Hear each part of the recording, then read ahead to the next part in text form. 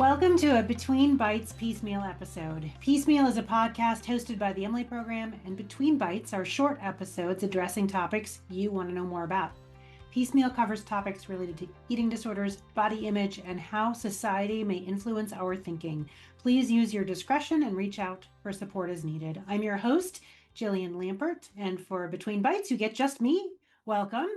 Today's topic is one I'm super fired up about. Today's topic is focusing on talking about bodies or not talking about bodies, especially other people's bodies, especially people like celebrities or other well-known people. Is it ever okay to talk about bodies? Why or why not? What about helping support young people who might feel conflicted by the appearance of a celebrity or someone they adore? How does that conversation go? How do we think about that? So we're going to dive into this talking about bodies idea. So generally, let's start at the beginning. Generally, we encourage not talking about other people's bodies. Rarely does talking about other people's bodies in a comparison sort of way help really anybody. But what if a well-known person's appearance is concerning? Or what if somebody we know that's somebody in our life? What if their appearance is concerning? Can we talk about it then? How do we talk about it then? What do we say? How do we talk about it? What's okay? What's not okay? And so I want to think about that. So we generally say, talking about bodies doesn't really lead to really good outcomes most of the time. And we also want to encourage when somebody's concerned about somebody else, and that concern has something to do with their body or their health or how they're being in relationship with another person, well, we want to address that. And we want to address it from a compassion-based perspective that starts with I. And you're in a compassion-based perspective when you're thinking and your words are framed in I. I feel, I see, I think, I wonder. You bring your curiosity and your compassion to that conversation. So that's one of the tips that you can think about to know that you're in that compassion-based framework. So how about if we talk a lot about addressing somebody we might be concerned about who might have an eating disorder or might be struggling with their body image or might be struggling with their eating or might be struggling in some other ways. Those conversations are not exactly what we're talking about today, but I do want to talk about that quickly because that's also really important. And so in those conversations, you're going to start with that compassionate perspective. You're going to start grounded there and say, I'm concerned. Here's why I'm concerned. I'm concerned because I see you.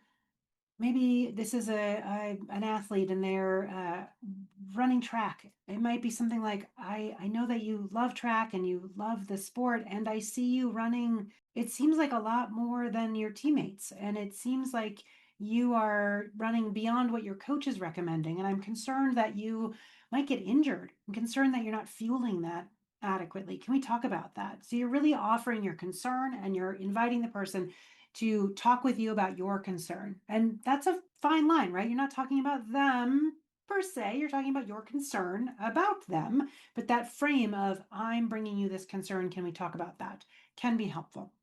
And I would encourage people to pursue those conversations when you are worried about somebody or when you are concerned about something not going right or feeling off with somebody or in a relationship with somebody. Please approach it and come from that compassionate perspective. And also, if you are talking to somebody about suspecting perhaps they have an eating disorder, really be ready with some resources. Like, hey, I looked this thing up online and there's this place called the Emily Program that might be able to help. Or there's this great resource called the National Alliance for Eating Disorders that has some great resource information on their website. And they have a great helpline that we could call. Have some resource with you in that conversation. So we'll probably come back to that on another episode. But right now I want to focus on what about when it's a celebrity in the news or it's somebody that's well known whose appearance is being talked about as concerning. What if somebody appears to have lost a significant amount of weight, or somebody appears to be underweight or appears to be very unhealthy? What do we do then? And how do we help our young people to think about that? Because we don't want people going online and talking about a stranger, a celebrity that's a stranger to them, and assuming that we know everything that's going on with that person and judging that person and berating that person or belittling that person. We don't want that. And we also want young people to be able to talk about how they might be feeling. ask them. And I think that's the basis of it. Ask them if something's happening in the news, as it does frequently and has recently. If something happens in the news and there's buzz about how we should talk about it, or there's criticism about talking about somebody's appearance, or there's concern about somebody's appearance, ask your young person how they feel about the conversation. Like, how are their friends feeling? What are their friends saying? And at the heart of that, I think you want to focus on what kind of comparison might be happening. Is there comparison happening between the teen's body and the celebrity's body? And how does it feel if there are some reservations about that celebrity or that celebrity's health? How does it feel to really like a celebrity or an artist or a well-known person and also have some reservations about something about them? That's okay. We can hold both of those thoughts at the same time. How can we encourage that dialectic way of thinking, or thinking about opposite or different sides of a problem? How do we encourage that dialectic way of thinking to help kids know that two disparate thoughts can be true at the same time? You can really like an artist and also be really concerned about that person, even if you don't know them well, at the same time. And that's an okay conversation. It's not okay to go on social media and say a bunch of stuff about them. It is okay to talk about your concerns with people in your life that you trust, and also to encourage people to talk about their concerns, more about their concerns and less about the other person, if that makes sense. And you also want to think about, are there age appropriate ways to discuss these concerns, right? Are there age appropriate ways to talk about disordered eating or body image concerns? We get asked that a lot. Yes, there are age appropriate ways to talk about that. We can bring a focus on how bodies function and what our bodies can do. How does our body move us through life? What does it allow us to do? How do we fuel it to do those things? Talking about that connection between nourishing our bodies adequately and resting them enough and moving them joyfully can help us, and particularly help young people, to develop a sense of comfort in their own skin and confidence in being who they are, so that they're equipped with tools and skills to manage pressures, the pressures they feel maybe from social media or in the hallways at school, those pressures that they feel to look a certain way, to be popular or to be accepted. So those conversations can happen over a wide range of ages that really focus on what the body can do and appreciating that. Related to that, when we're talking about, other people's bodies, how do we address, media coverage, for example? If the media is talking about a celebrity's appearance in ways that are helpful or not helpful, but how do we talk about that without reinforcing comparisons between ourselves and others? And again, we want to lead with curiosity and questions. We can talk with young people about how comparing ourselves to others, particularly media images, rarely supports us feeling better. We rarely kind of win in that comparison between us and somebody else that we see on social media. We can highlight that while we don't want to judge somebody for their appearance or decide we know what they are struggling with, it makes sense that there is a conversation about people's concerns if somebody in the media seems to be having a difficult time, either with their physical health or their emotional health or whatever it is. Sometimes there are images, there are shocking images of a person who's beloved by many, and that can be an opportunity to talk about what's missing from the conversation. If we see images on social media that reinforce the thin ideal or the muscular ideal, how do those images reinforce this concept that maybe we're not okay? And what would you tell a friend who says something about feeling bad about their body because they don't look like their celebrity idol? Sometimes helping young people to frame it in how they would give advice to somebody else can really help them to see how they might be able to give advice to themselves, or maybe hear what you're trying to advise them to do. That conversation might start a commentary on the media coverage of celebrities, but it really can blossom into a helpful conversation about dealing with comparison culture itself. And so some helpful tips on how to like actually do that. If you're an adult and you have young people in your life and you're concerned about these ideas of how to talk about social media and bodies and appearance, learn what your young person is following. Learn who they're following. Follow those people as well so you can see the content your teen is getting. Be curious about your young person's social feeds, be as curious about their social feed as you are about their friends, because those social feeds can be very impactful in the lives of a young person. Who are they following? What are they learning? What do they like? What do they not like? And what brings them joy on their social feeds, and what leads them to feel bad about themselves, if anything? And how can we help young people to curate their feeds so that looking at their phone doesn't make them feel less than and doesn't make them feel bad? And certainly, talk to young people about how comparing ourselves to others, particularly again to media images, rarely supports us feeling better.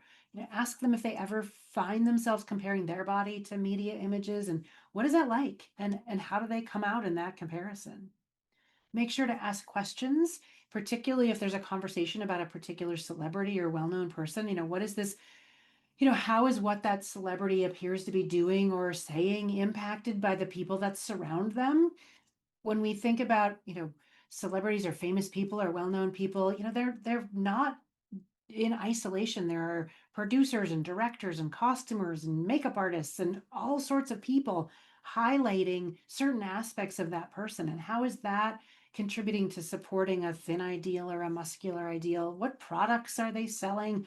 How are they trying to influence our thinking? Like really becoming media savvy, because a lot of times there's a specific message or a specific product that's essentially being sold to us. And how do we think about that and have some critical media literacy around that? And again, ask your young person what they would tell a friend, particularly what they would tell a friend who says something bad about their own body or says something about feeling bad about their body because they don't look like a celebrity. Kids are so wise. Learn from them and help them learn from each other. And as a parent, if you have kids in your own life, try to model healthy body attitudes at home. And that looks like not talking negatively about your body or other people's bodies, particularly in a way that a young person might interpret as their body's not okay.